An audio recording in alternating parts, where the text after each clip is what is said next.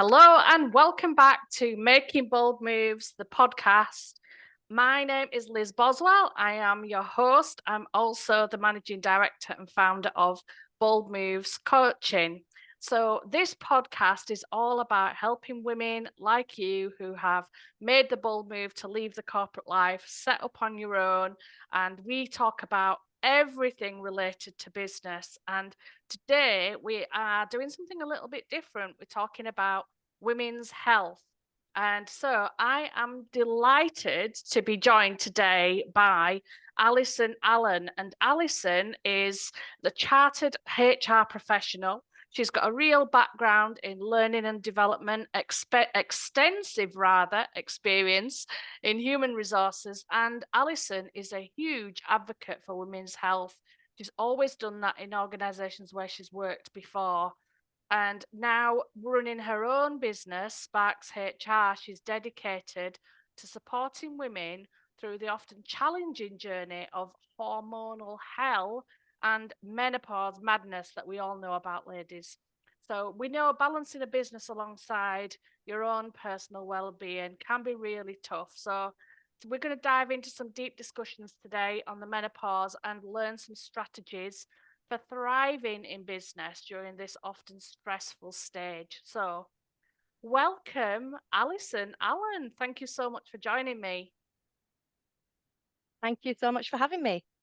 You are so welcome. And so, tell us a little bit about your business then, Alison. What made you take the bold move to leave that cozy corporate life and set up on your own? Okay, so as you said, I've got many years experience in HR and L&D, probably around 25 years experience in total. The majority of that has been in corporate. Over the last few years, I've thought, I could do that myself, but probably didn't have the courage or the confidence to do it. And then towards the back end of 2022, there was an opportunity for me to take redundancy. So at that point, I also lost my dad. So it makes you rethink everything. And I thought, what the heck, let's go for it.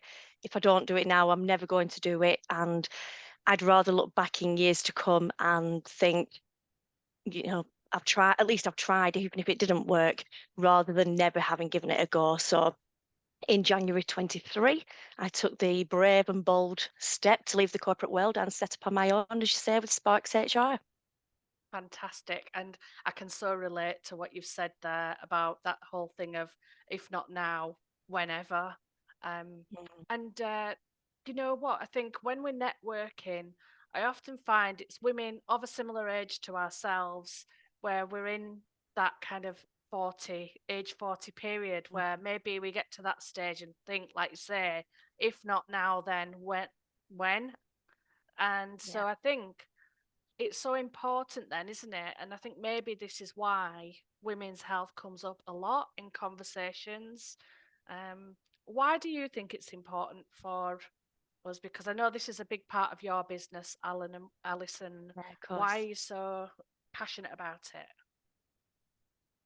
So my passion for predominantly for supporting women through the menopause years comes from my probably my mid-20s. I was on maternity leave with my son and I was watching daytime TV, and there was a couple of ladies on there who'd given up their career because of the menopause symptoms and the lack of support in work. And with my HR hat on, I was thinking, this isn't right. So over the years, I've always been on the lookout and, you know, going over and above, doing everything I possibly can to support women in that position. And then during the pandemic, I became, I suppose, more aware or more conscious of wanting to help more women probably because I was supporting more from a, my HR business partner role point of view. So it became one of my objectives to then um, get us to a point of being menopause friendly, so to train managers and to train colleagues so they were aware of what symptoms were and where they could get help and support from. And then I wanted to take that into my own business.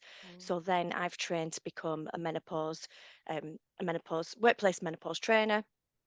And as a qualified coach, I also bring that into it as well and coach menopausal women through this period of time. Which is amazing, isn't it? And I mean, from your experience, Alison, do you think this is something that businesses are waking up to? Do you think they are starting to sit up and take notice? I mean, there is still some stigma or taboo attached, and some people do still feel that they can't speak up. I mean, I think the statistic is 39% of women are embarrassed to talk about the menopause, and we have, I think it's 46% of women, they feel that they feel that they may be perceived negatively, Mm. and 41%, this is according to research from Standard Chartered Menopause in the Workplace, 41% are worried that their abilities will be questioned. So it's breaking down those barriers, raising awareness, and helping organisations to have everyday conversations to support women's health, whether it's menstrual health, menopause health, or any other type of health. It's just having regular supportive conversations to make sure that individuals get the help and support they need, as you said, to continue to thrive in work and in Mm. life. Yeah, it's so important, isn't it? And those statistics Yeah, really are staggering, aren't they? And I know yeah, we both probably yeah, speak to women every day, don't we, who are going through this. yeah. Especially when you consider that 8 in 10 menopausal women are in the workplace, Mm. and that's the fastest growing demographic, so that's set to increase. And out of those, 1 in 4 consider leaving.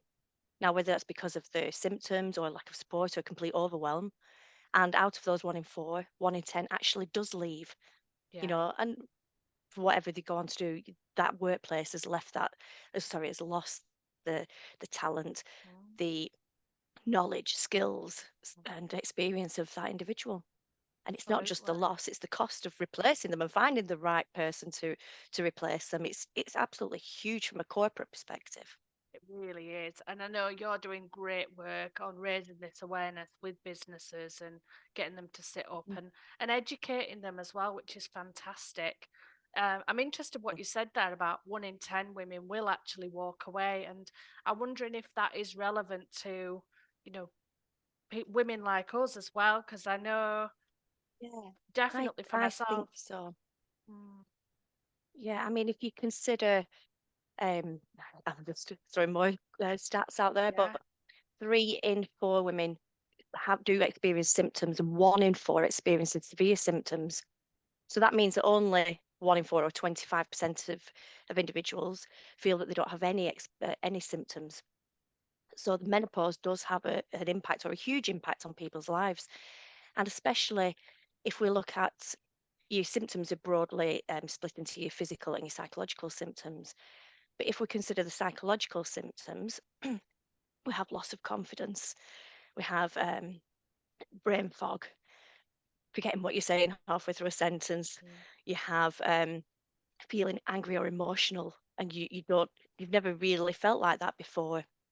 Anxiety, anxiety can come into play when we're going through the menopause. So if we look at those symptoms and many more, you know, very often you can understand why people do get to the point of overwhelm and they think, I just can't carry on anymore. Something's got to give, and it's often the work, and they do leave the workplace. Now, whether that's to go to a less complex role, or to change career completely, or to just come out of the workforce, it does have an impact. Yeah, yeah, 100%. Yeah. Um, and I think as well, I'm thinking about women that I speak to who I help with the confidence and, speaking up in meetings and being heard and not feeling like you've got a voice. And sometimes it is anxiety as well that we overthink it. We don't think anyone's interested. We get that brain fog as well, so that in meetings we forget what we want to say, then we're spoken over, and it all just has a spiraling effect, doesn't it, Alison? Yes, it does. Yeah, absolutely. And if obviously we haven't got time to go into all the reasons, but Mm. when our hormones are in decline, or when we look at estrogen, for example, it's in decline, but it fluctuates for a period of time. So during that period, our serotonin levels can drop, which is our happiness hormone, the hormone that helps us to feel relaxed. At the same time, our cortisol levels can rise because of stress. So then we get to the point where, we feel less resilient, where probably, as you just described, feeling more vulnerable. Mm. So it can really impact people's confidence levels and their ability to speak out, whether that's on a one-to-one basis or if you're in a position where you're going into regular meetings or speaking in front of teams, it can have a Yeah. huge impact. And then if we bring into it the hot flushes, Mm. so one of the physical symptoms, if somebody feels a hot flush coming on, they can feel that everybody's looking at me, that it further exacerbates that confidence level and the anxiety kicks in deeper. So it is that spiraling effect, as you say. It really is. Yeah, yeah. And that's such helpful information there that you're given about hormones. I know myself as well, coming into like mid 40s and suddenly thinking, oh, right, this is what's happening to me, and looking into all of the research. There's so much in there that you can learn about yourself. But I think one of the biggest things that I hear women say is, I don't feel like myself anymore. And I can relate to Yeah, going through that as well. Do you hear women talk about that as well, Alison? absolutely. Yeah, I hear. I feel angry when I've never felt angry. Sorry, about things I've never felt angry about, or I'm crying at things such as adverts on the TV that would never bother me. I'm feeling anxiety like I've never experienced anxiety before in my life, and suddenly I'm feeling anxious. And I think that whilst we can say I don't feel like me anymore, it's crucial that we understand what's going on and what the symptoms are and dig that bit deeper. So one of the best ways to do that is to track your symptoms. So whether that's through one of the apps that you can download or paper and pen, just track what your symptoms are. And if you can see something that's underlying or something, you might be able to pick um one symptom out or one thing out and think actually I could focus on that and that could have a positive effect on my other symptoms, such as sleep. If we don't get a good night's sleep, we feel rubbish. If we have even that one day, so if we have continued nights where we've got broken or less quality sleep, you can imagine the impact. We're suddenly going to get to a point where we feel fatigued. Insomnia is one of the symptoms of menopause. So whilst it's not an overnight fix, if we can understand what our symptoms are and focus on something such as sleep that we could, with better sleep hygiene, have a positive impact on, then that could reverse that cycle and start to ease the brain fog. Then if we're having a better clarity in our thinking, our confidence levels will start to rise. And if we're not feeling as um I can't think of the word I mean, but if we're not feeling as conscious about the confidence Yes. levels, then our anxiety will start to ease. And like I Yeah. say, it's not an overnight fix, but it gives us back a bit of sense of control as well. That's so So good we're because not I think, feeling that sorry, overwhelm. sorry, yeah, No, sorry. Go yeah, it's knowing where to start, isn't it? Because, on. like you said, the overwhelm is overwhelming, isn't it, really? And Absolutely. it's like everything's wrong and you don't know where to start, especially that time during the month when all of the symptoms are raging, and your emotions are raging, and you can't think logically. So knowing where to start is really tough. So I think that's a really good suggestion Yeah. of downloading one of the apps and tracking your symptoms. I know I use the Balance app, Yeah. Alison. I don't know if Yeah. you've used that one. That was really I helpful. haven't. I'm a paper and pen type of person. Yeah. But I've heard a lot of good a lot of people do use that and really enjoy using that. And then also, we've got to forget not sorry, not to forget, go and see your GP and have a Mm. conversation with them because, you know, don't leave it until your symptoms are really bad before you get help, whether that's going through a GP and exploring HRT. And again, that would be another session to talk all about I HRT. know, I know. You know, what I would say about HRT is there was a lot of myths and fears and misconceptions out there. If you Google, So what I would say is, if you're going to consider HRT, make your decision based upon the facts that are out there, not the fear and the overwhelm. But have a conversation with your GP, take your symptoms along, and that will form a really good basis for the appointment. Because if you did consider HRT, it's replacing the hormones that we're losing. So the estrogen level that we're losing that's fluctuating and in decline. So it's going to help. But there's other Yeah. treatment options out there. Some people can't take HRT and some people don't want to. So it's a personal choice. But like I said, the main thing is you make the choice based on the facts that are out there and not Yeah. any misconceptions. Again, I think that's a really good suggestion as well. It's really good advice because I know I really struggle with my GP, and felt like I kept going back every 6 months. And like say, having those facts and going in there from a position of facts, you've got a much stronger argument rather than going in there emotionally. So I know, like you say, it's a whole minefield that we could go into. But Yeah. I know lots of people have said this, and I know for me, I was offered antidepressants because it's like, well, you're suffering with anxiety. This is what's happening to you. And I just knew it wasn't that. So it's Yeah. having the facts, doing your research, understanding how to handle it. What is Yeah, good definitely. health, do you think, Alison? If we're looking to what we can aim for, what do you think is good women's health? I think certainly from a menopause point of view, it's a good time in our life to reassess what's what we're doing well and what we're not doing so well, and doing more of the good things and less of the not so good Yeah. things. So certainly from what we put into our body, look at having a healthy, balanced diet, making sure that we get enough vitamins, minerals, nutrients, because with the decline and with the fluctuation and the decline in estrogen, we need to think about replacing calcium because for long-term bone health, because the lack of estrogen has not just the here and now, a longer term impact on our health, on our bones, our hearts, and our brain. So we need to think about looking after that as well. So good source of calcium, looking at having a good variety of protein, Mm, fiber, fruits, veg, vitamins, minerals. Um, from a vitamins and minerals point of view, if you were to, some people decide to take a multivitamin. mm, If you do, consider taking one with probably vitamin D, because that can result in tiredness, or a standalone. mm.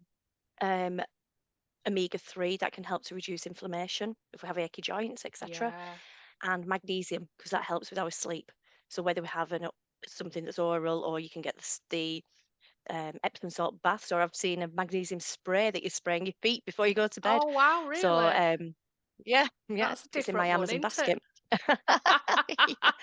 And then with foods that aren't as good for us, like processed foods, foods with high sugar, alcohol, caffeine, trying to reduce those. I'm not saying cut them out, but if we reduce them. So, for example, we know that alcohol can have a direct impact on night sweats. So if you've got a really important meeting the day after that you need to speak at and you need to have the Mm, confidence, then maybe don't have the glass of wine the night before, because that could bring on night sweats that will impact your sleep.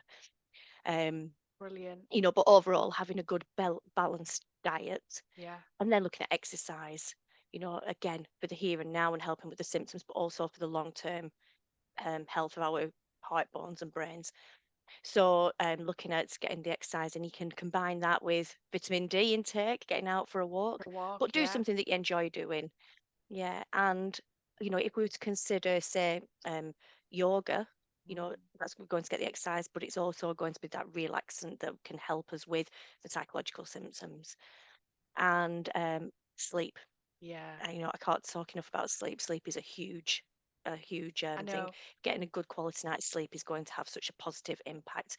So if we reassess our life, and like I said, what we're doing well, and try to have a bit of a reset, really. And we probably, many of us, as we reach this stage, probably want to lose a bit of weight, because we do find that we're putting weight on with the fluctuating hormones, and Mm, estrogen can cause the body weight to redistribute. So we find that we have places on our body that are we've got more weight around those areas than we did have before, and again, that's down to the estrogen. So Yeah. it is getting a real good balanced diet, balance that with exercise and a really good quality sleep, I would say. That's so good. Thank you. Because I know that women listening are hopefully are going to find this helpful because I think certainly for us, running our own business, it's tough, isn't it, Alison, to find that balance It is. because everyone's saying to you, well-being, make sure you're doing your self-care, make sure you're doing your exercise, nutrition, and it can be overwhelming and it can seem a lot, but just making small Mhm. changes. Yeah. Um, let's talk about some of the impacts for women in business if we can look after ourselves, have better health, things like you said about meetings, turning up, Mhm. being able to think clearly, being able to have more sleep. How does it help us, do we think? I think if we think back to what's going on with our hormones, and we're feeling overwhelmed, we're feeling less resilient, then as you say, you start to overthink. That imposter syndrome kicks Mm. in. You know, who would who would want to come to me? What Yeah. makes me think I can do this? Just little old me trying to be out there in the big wide world. That those voices kick in, and the self doubt creeps in. Then you feel vulnerable, and it, you could end up in a point where you don't put yourself out there, whether you're in the corporate world or self-employed, so it can have a huge impact. So I think, um, you know, we need to recognize that. We need to recognize that this is part of the menopause journey, and be kind to ourselves. Don't put Mhm. too much pressure on ourselves, but realize that there is help out there. So whether it's from a self-help point of view, or we're actually going out and speaking to our GP, or looking at complementary or herbal treatments, looking talking therapies, such as CBT, Yes. it has shown real positive impacts on psychological symptoms of menopause. But as I just said, talking Mm. talking in general, talk to people, talk to your friends, your peers, your colleagues, because it takes one person to start a conversation, and before you know it, many join in, and you realize you're not on your own. Everybody goes through periods of time like this. We all help each other and pick each other up. The community that you've built, it's fantastic. We all support each other, Mm. and that's one example. Everybody will have that Mm. network where they can go to, and like I said, talking is so, I can't say it's underrated, that's not what I mean, but the value of talking to others, and to realize that you're not on your own, and also to get help and tips. Whereas not everybody's menopausal symptoms will be the same, because everybody's different. You've got that common ground, that if you're going through it and somebody that you know is going through it, you can help each other along, and give them that boost, Yeah. because we see the value that that person brings. Where if they've got the self-doubt, we can help to boost them up, and actually, you're really good at this, and Yeah. let's look at the positives and try and boost them back up. Yeah. That's so important, isn't it? Really important. And Yeah. you're right. And it's that thing of when you hear somebody else talking about it as well, it's like, oh my God, I'm not going mad. Because I know, sometimes we think we are, don't we? And it's like, oh, I'm losing it. But no, you're not. It's just the menopausal symptoms or your hormones or whatever it is that your hormones are changing and your Yeah. body's changing. One thing that I found helpful as well is actually tracking my cycle because I Mhm. actually have a marina coil, so I don't have a period now. Thank goodness, because that was horrendous for me. And tracking as well my cycle, because even though I don't have a period, I still go through that hormonal cycle. That can be helpful as well, Alison, can't it? Knowing where you are. Definitely. Absolutely. Because some individuals are more sensitive to the hormone fluctuations than others. And then there'll be certain sensitivities throughout the month, especially if somebody's had suffered with premenstrual syndrome or tension, or um, they've had sensitivities Mm. throughout the cycle all along. Then you can still feel that. So you may have different. You'll realize that you've got different symptoms at different times in the month.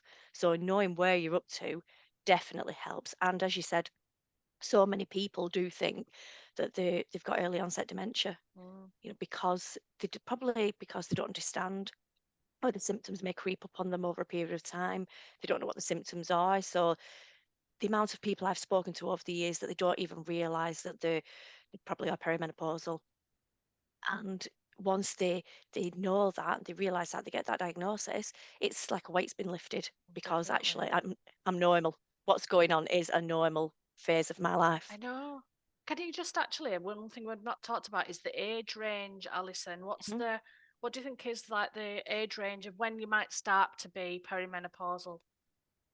Good question. The average age of menopause in the UK is 51. So that means your average age range is between 45 to 55. However, you can menopause into your 60s and have a late menopause. 10 to 15% of people have an early menopause, which is between the ages of Like late 30s or something? 30, And up to 45. mm.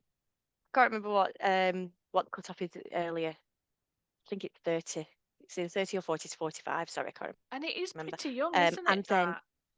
well, you can also have premature menopause, and Yeah. 1% of people are impacted by premature menopause between the ages of 12 and 40. So yeah, Oh, yeah, your early menopause is 40 to 45.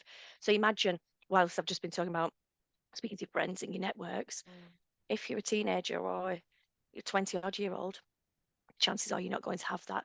There are charities out there that support premature menopause, but and a fantastic one is called the Daisy Network, where you can get that peer support and understanding of what's going on. But there are people that are unfortunately do go through a premature menopause, Yeah. and it's not just the symptoms of menopause.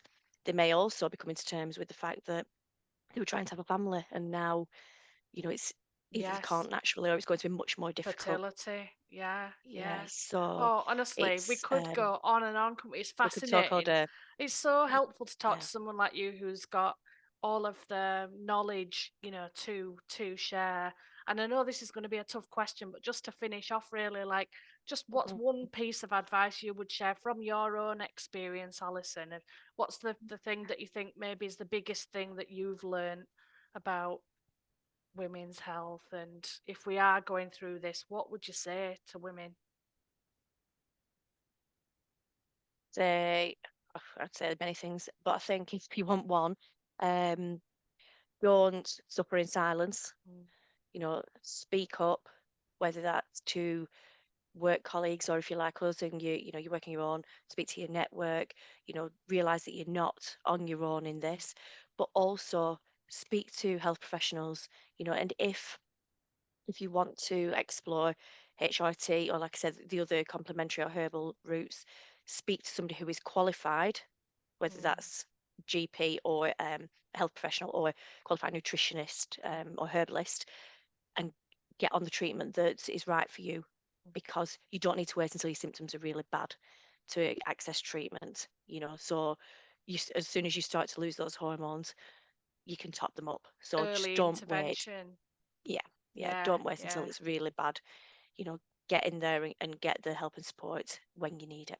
That's great advice. That it really is. Thank you so much for being here today. And like I say, we could go on. And if you're listening to this, thank you so much for listening. Thank you to Alison for being my guest. I'm going to pop Alison's contact details in the notes here for the podcast so that people can get in touch with you. Alison, what's the best way? How can people find out more from you? So I will share with you my LinkedIn um, QR code, or Yeah, um, yeah, brilliant. link to link with Yeah. me. My website is www.sparkshr.co.uk. Or I do have a lead magnet out at the moment, which I am promoting. And if anybody would like to download that, that is called Menopause Matters, and it's all about building a supportive workplace culture. But if anybody Fantastic. wants to chat, whether it's whether you're from an organisation or an individual, then please do reach out, and you know, no obligation chat. We can see if there's any possible way that I can help you going forward. Because, like I say, I'm so passionate about raising awareness and helping people through the menopause journey. And thank you for doing that. Thank you for being here today. I really appreciate it. And Thank you. I can see us having a follow-on conversation from this. Let's see what the listeners say and see if people reach out. What else would you like to hear us talking about from a women's health perspective? Let us know, and we'll see if we can get Alison to come back and talk to you again. Thank you Thank you so again for much. listening. Thank you for joining me, Alison, and we'll see you again on the next podcast. Please, please, could you give this episode a like and give us a rating if you have enjoyed this podcast, because it really does help to get the word out there, and it will help us to continue doing these for you. So thank you so much. See you again. Thank you.